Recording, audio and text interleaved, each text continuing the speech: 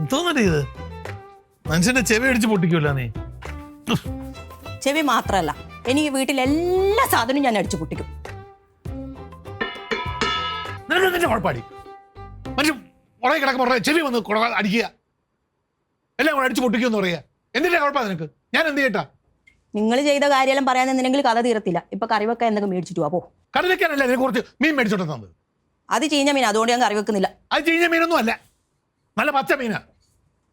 നിങ്ങൾ ആ മരപ്പട്ടി മമ്മദിനോട് മേടിച്ച മീനല്ലേ? അത് ചീഞ്ഞത് തന്നെയാണ്.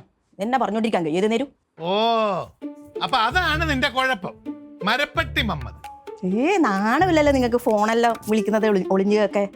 ആണുങ്ങളൊന്നും അങ്ങനത്തെ പരിപാടി ചെയ്യാനേ പാടില്ല. അയ്യോടാ, ഒരാളെ കുറിച്ച് ഇല്ലവല്ലായ്മ മറ്റൊരാളെ ഫോൺ ചെയ്ത് പറയാം. അയാളുടെ ഭാര്യയോടുള്ള ദേഷ്യത്തിന് അയാളുടെ കച്ചവടം ഇല്ലാണ്ടാക്കാം. അതിനൊന്നും തെറ്റില്ല. ആ ഫോൺ സംഭാഷണം ഒന്ന് കേട്ടതാ കുഴപ്പമല്ലേടി? മനസ്സിലായടി? അതിന് ഞാൻ ഇല്ലാത്തതൊന്നും പറഞ്ഞിട്ടില്ലല്ലോ. നാട്ടിൽ മൊത്തം പറഞ്ഞു നടക്കുന്നത് ഞാൻ ഒന്ന് സിമ്പിൾ ആയിട്ടൊന്ന് പറഞ്ഞു. അത് തന്നെ സിമ്പിള്. അയാളുടെ കച്ചവടം ഇല്ലാതാക്കുമ്പോ നിനക്ക് സമാധാനമാവുമല്ലോ. നല്ല പച്ച മീൻ മേടിച്ചോണ്ടുവന്നതാ, അത് കുഴപ്പമായി. എന്നിട്ട് അത് ഫോൺ ചെയ്ത് ലോകം മുഴുവൻ അറിയിക്കുക. എന്തോന്ന് മര്യാദയാടി ഇത്? നിങ്ങൾക്ക് കറി വെക്കാൻ എന്തെങ്കിലും മേടിച്ചോണ്ടിരാൻ പറ്റുമോ? ഇന്നത്തേക്ക് കറി വെക്കാനുള്ളതൊക്കെ മേടിച്ച് കഴിഞ്ഞു, ഇനി പറ്റുകയില്ല. അപ്പൊ ഞാൻ എന്ത് കഴിക്കും ചോറിന്? ഇനി അമ്മ വെച്ച മീൻകറി ഉണ്ട്, അത് കൂട്ടി അങ്ങോട്ട് കഴിക്കേ. അത് ഞാൻ കഴിക്കത്തേ ഇല്ല. ഇല്ലെങ്കിൽ ഒരു ഐഡിയ പറഞ്ഞുതരാം. ഉപ്പിരിപ്പില്ലേ അടുക്കളയിൽ, ആ ഉപ്പെടുത്ത് ഒരു പാത്രത്തിൽ എടുത്തിട്ട് കലക്കിയിട്ട് ആ വെള്ളം ചോറിലോട്ട് തളിച്ചിട്ട് അത് കൂട്ടി അങ്ങോട്ട് കഴിക്കും. ഞാൻ കഴിക്കാം. പക്ഷെ നിങ്ങളും അങ്ങനെ തന്നെ കഴിക്കണം. ഞാൻ എന്തിനാ കഴിക്കുന്നത്? ഞാൻ നിങ്ങളെ ഭാര്യയല്ലേ? അപ്പം ഭാര്യ അങ്ങനെ കഴിക്കുമ്പോൾ ഭർത്താവും അങ്ങനെ കഴിക്കണ്ടേ? ഭാര്യയുടെ ഈ പൊട്ടത്തരത്തിനൊന്നും കൂട്ട് കഴിക്കാൻ ഭർത്താവിനെ കിട്ടത്തില്ല. ഞാൻ മാനവമര്യാദയ്ക്ക് ജീവിക്കുന്ന ആളാ. എനിക്ക് എന്റെ സൗകര്യത്തിനനുസരിച്ചേ കഴിക്കാൻ പറ്റുള്ളൂ. കാരണം ആരോടെങ്കിലും ഒക്കെ ഉള്ള വാശി തീർക്കാൻ അടുക്കള വന്ന ഒരു കോമാളിത്തരം കാണിച്ചിട്ട് ആ കറി കൂട്ടിയിട്ട് നിങ്ങൾ ചോറ് കഴിച്ച തന്നെ ഇന്ന്. എന്നാലും എനിക്കൊന്ന് കാണണം. എടി മണ്ടൂസേ, ഇന്നത്തെ മീൻകറി വെച്ചിരിക്കുന്ന അമ്മയാ.